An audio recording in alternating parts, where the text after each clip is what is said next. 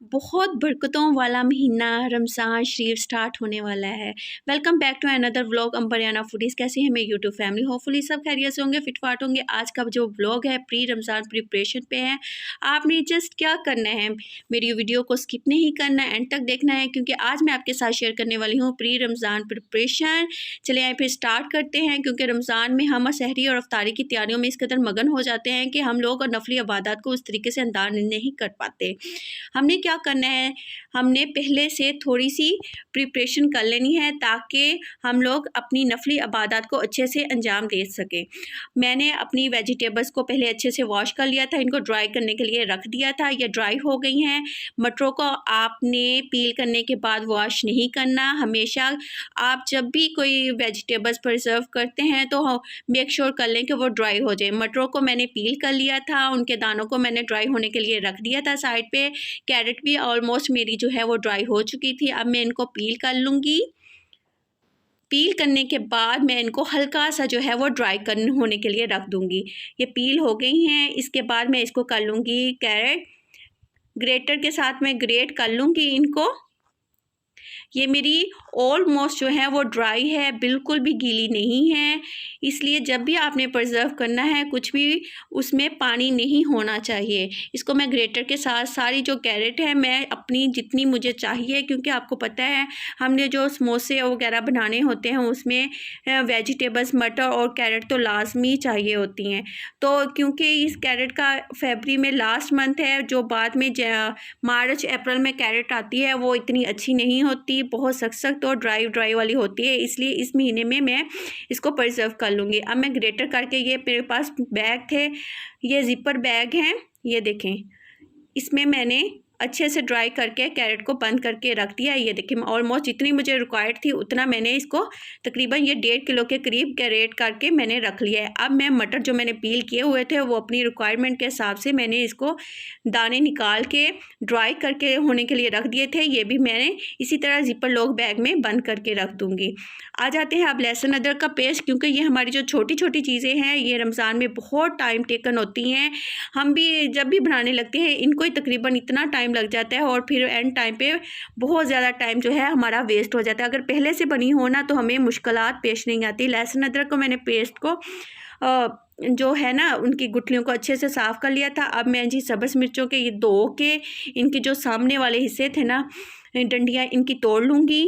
अब मैं इसको चॉपर में डाल के अच्छे से चॉप कर लूँगी। जब भी हम करते हैं ना पेस्ट में होता है पानी, जिससे ना आपका जो होता है ना आप वो इतना टेस्ट अच्छा नहीं आता। जब भी आप करें तो या तो आप, अगर आपके पास चॉपर नहीं है तो आप जो आम सील बट्टा होता है जिसे कुंडी डंडा भी कहते हैं, उसमें चॉप कर लें। पानी का इस्तेमाल ना करें, उससे वो लहसुन अदरक का पेस्ट इतना मज़े का बिल्कुल भी नहीं बनता जितना कि चॉप वाला जो है वो फ्लेवर देता है।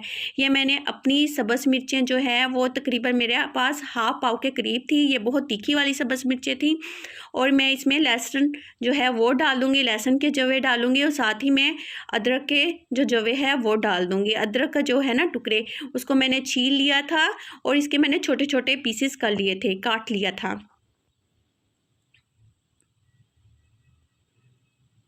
ये देखिए मैं अब इसको अदरक को जो है वो काट रही हूँ।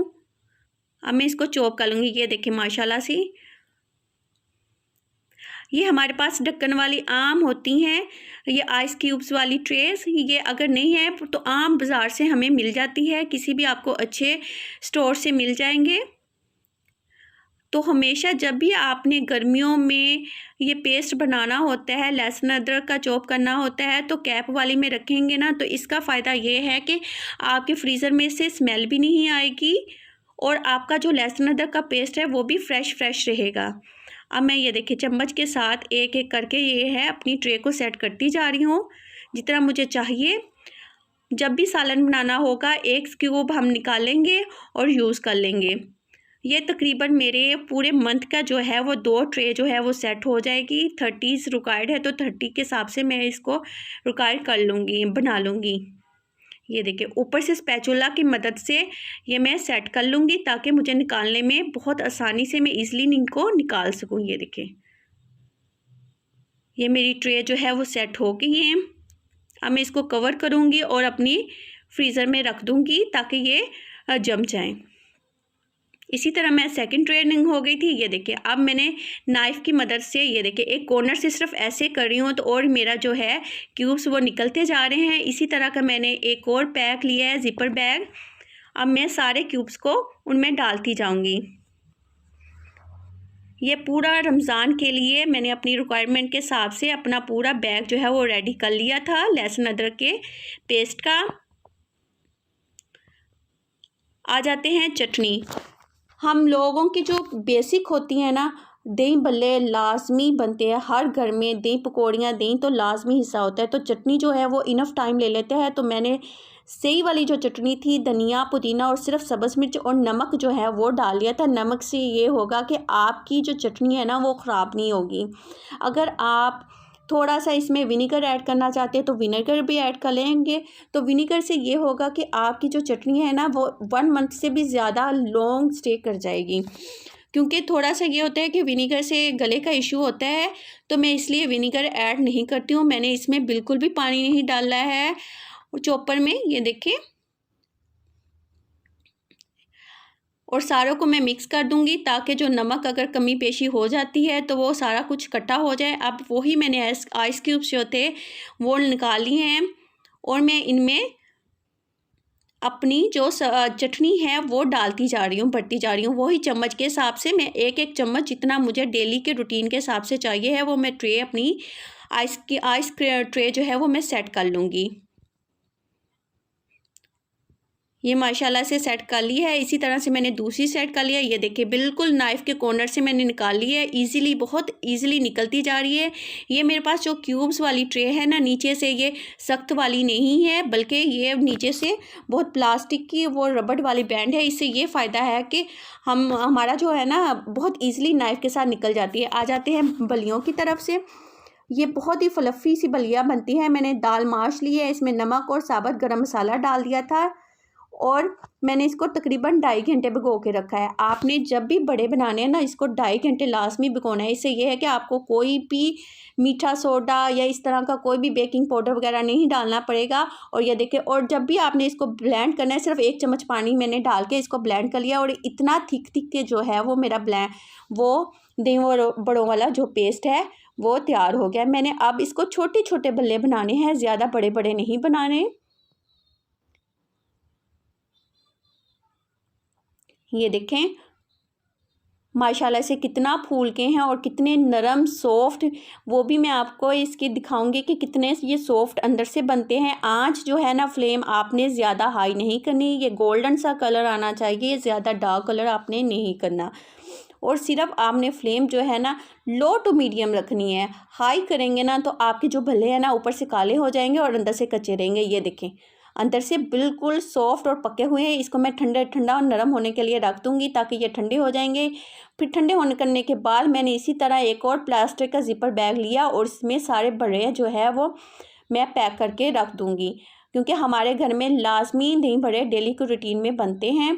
तो इसलिए मैं दही बड़ों का पैक भी तैयार करके रख लेती हूँ। आ जाएँ फिर बल्लों के मसाले की तरफ। ये मैंने ज़ीरे को भून लिया था और ज़ीरे को भून के मैं जो है वो साथ ही मैंने सूखा धनिया का मिर्च का पाउडर डाल दिया, चिली फ्लेक्स, नमक और साथ में एक बड़ा भर के मैंने इसमें जी डाल दिया है चाट मसाले का पैक।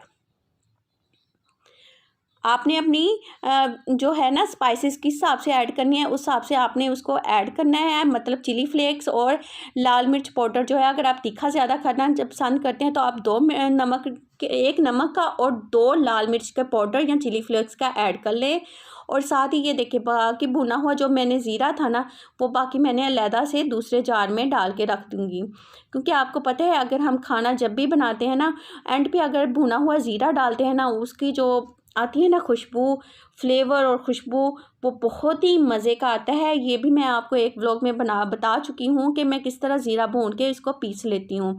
ये माशाल्लाह से मेरी सेकंड जो बोतल है वो भी रेडी हो गई है। ये मैंने पुदीना जो था ये मैंने इसको सुखा लिया था। आजकल पुदीना फ्रेश मिलता है तो लाजमी इसको ड्राई कर लिया करें। ये पकौड़ों में सूखी मेथी और पुदीना बहुत ही अच्छे लगते हैं। मैं हमेशा अपना खुद का पुदीना और कसूरी मेथी जो होती है ना वो खुद ही ड्राई करती हूँ। अब मैंने इसको हाथों की मदद से मसल लिया था। इसको मैंने धो के ड्राई किया है और इसका भी जार भर के रख दूँगी। इस तरह माशाल्लाह से मेरे दही भल्लों के लिए जार और मेरे खाने का भी और मतलब तैयार हो गया है। पकौड़ों का सामान है और दही भल्लों का सामान रेडी हो गया है। ये मेरे पास ड्राई ब्रेड थी, जो लेफ़्ट ओवर ब्रेड्स हो बच जाती हैं वो पड़ी हुई थी। मैंने इसको 1 मिनट ओवन में बेक के लिए रखा है। 1 मिनट के बाद मैंने इसको खुली फ़ज़ा में थोड़ी देर के लिए रख दिया था। अब मैं इसको कर लूँगी क्रश।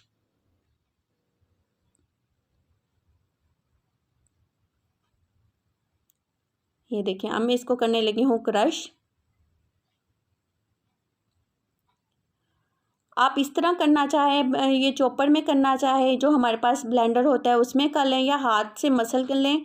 ये देखें, आपने ज़्यादा नहीं मसलना, ब्लेंड ज़्यादा नहीं करना वरना बिल्कुल ही पाउडर बन जाएगा। मैं आपको हाथ से भी करना बता देती हूँ। आपने इस तरह हाथ से मसल लें तो भी ये आपका जो होगा वो रेडी हो जाएगा। ये देखिए, नरम नरम हाथों के साथ ये मैंने इसको जी मसल लिया है।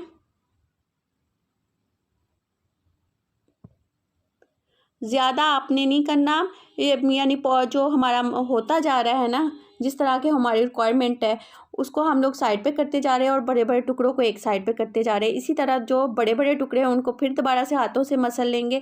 अगर आपके पास वही कुंडी डंडा है ना उसके साथ कर लें, उससे बहुत ईजिली जो है वो आपका ब्रेड क्रम्स जो वो घर पर रेडी हो जाएंगे। बस 1 मिनट आपने ओवन में इसको गर्म करना है और खुली फ़िज़ा में दिन के लिए धूप में रख देना है। ये देखें, माशाल्लाह से हमारा ब्रेड क्रम्स भी रेडी हो गए हैं। अब मैं इसको इस तरह प्लास्टिक के डब्बे में बंद करके रख दूँगी।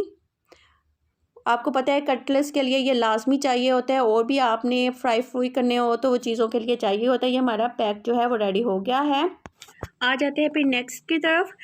और पोटैटो, आपको पता है चिप्स जो है वो लाजमी फ्राइज़ जो है वो खाए जाते हैं। फ्राइज़ में 2 तरह से बनाऊंगी। एक तरह बनाऊंगी मैं जी फिंगर फ्राइज़ और दूसरे बनाऊंगी मैं जी लेस, क्योंकि आजकल हमने जी किया हुआ है लेस का बाइकआउट, तो मैं घर में ही ज़्यादातर लेस बनाती हूँ बच्चों के लिए।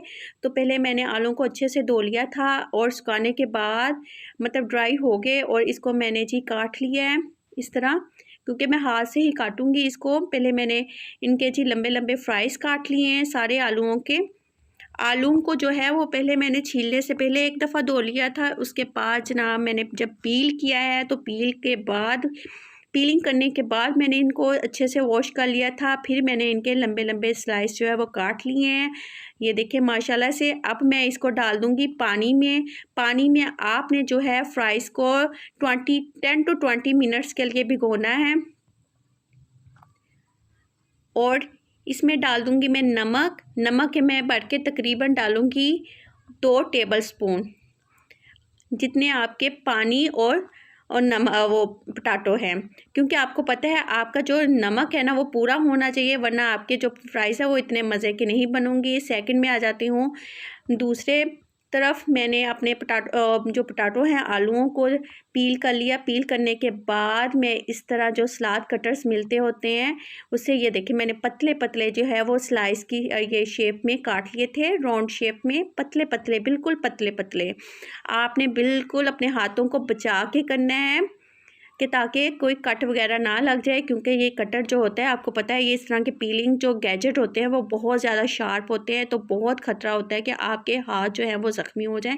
ये मेरे पास दूसरा था जो एंचिस है ना एंड पे रह जाते हैं ना आलू, वो मैं इस तरह रख के जो है वो कर लेती हूँ कटर से। ये देखिए इससे जो है वो अच्छे से जो है वो कट जाते हैं। ये मैंने राउंड वाले जो थे वो उनको भी भिगो लूँगी मैं 10 to 20 मिनट्स के लिए। अब इसमें भी मैं ऐड करूँगी नमक। वो ही आपने क्वांटिटी रखनी है ताकि आपके जो फ्राइज़ लेस हैं या फ्राइज़ है वो बिल्कुल नमक हो जाएं, बल्कि अब मैं इसको सिर्फ 5 मिनट्स के लिए बॉईल करूँगी। मैंने 10 to 15 मिनट्स के लिए रेस्ट दी थी। इसके से ये होता है कि आपके जो फ्राइज़ है लंबे अरसे तक ब्लैक नहीं होंगे। अब मैं 5 मिनट के लिए इसको सिर्फ बॉईल करना है, सिर्फ 5 मिनट्स के लिए, क्योंकि बहुत स्लाइस काटे हुए थे पतले पतले, सिर्फ 5 मिनट्स में, ताकि जो आपका पानी है ना सिर्फ वो निकल जाए। क्योंकि आलू के अंदर जो होता है ना, इसका रस में होता है इसके रस में एक ऐसा एसिड हो जाता है जो कि इन आलूओं को ना वो काला कर देता है। इसलिए आपने 20 मिनट्स इसको पानी में रेस्ट देना है, फिर बॉईल करना है। इसी तरह वो जो लंबे वाले मैंने काटे थे फ्राइज़, उनको मैंने 10 मिनट के लिए, क्योंकि वो मोटे मोटे थे थोड़े से, तो मैंने 5 to 7 मिनट्स के लिए उनको बॉईल कर लिया था। रेस्ट मैंने ज़रूर 20 मिनट्स दिए हैं। अब मैं इसमें ऐड करूँगी, नमक तो है, सिर्फ चिली फ्लेक्स, और आपने इसमें मिक्स हर्ब्स जो है वो ऐड करने हैं, ये देखें, और कुछ नहीं ऐड करना। साथ में हल्का सा मैंने इसमें कॉर्नफ्लोर और मैदे का सिर्फ मतलब 1 टेबलस्पून इसको ऐड किया था, ज़्यादा नहीं किया, और अच्छे से मैंने मिक्सअप किया है। ऐसे ही मेरे पास ज़िपर लॉक और लिया, मैंने उसमें जी डाल दिया। ये देखिए आपके सामने है, कितने फ्रेश है। इनको मैंने अच्छे से ड्राई कर लिया था। ड्राई करने के बाद मैंने इनको लगाया। ये देखिए बिल्कुल भी गीले गीले नहीं है, सिर्फ पानी इतना ही है जितना लगाते हुए ये छोड़ देते हैं। ये देखिए, आ जाते हैं अब दूसरी तरफ। ये देखें फ्राइज़, ये बिल कितने फ्रेश हैं। अब मैं इसमें डाल दूंगी चीज़ें। अब मैं इसमें जो बेसन वाले फ्राइज़ बनाऊंगी, तो मैंने इसमें डाले 2 चम्मच भर के बेसन के। इसमें कसूरी मेथी के 1 टेबलस्पून, 1 टेबलस्पून मैंने इसमें सूखा धनिया ज़ीरे का पाउडर, और 1 टेबलस्पून मैंने इसमें चिली फ्लेक्स ऐड किया है। और इसको मैं स्पैचुला से अच्छी तरह मिक्सअप कर लूँगी, ताकि जो मेरे है ना स्पाइसेस वो सारे पोटैटोज़ को लग जाए, फ्राइज़ को लग जाए, मिक्सअप हो जाए।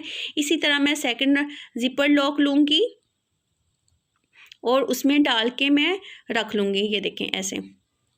इन ज़िपर लॉक को मैंने पहले अच्छे से खोल के ना अंदर अच्छे से ड्राई कपड़े के साथ साफ़ कर लिया था, क्योंकि आपको पता है मार्केट से जब लाते हैं तो इसमें कुछ ना कुछ हो ना, फिर भी जर्म्स वगैरह और थोड़ी सी डस्ट वगैरह होती है। तो आपने वॉश कर लें।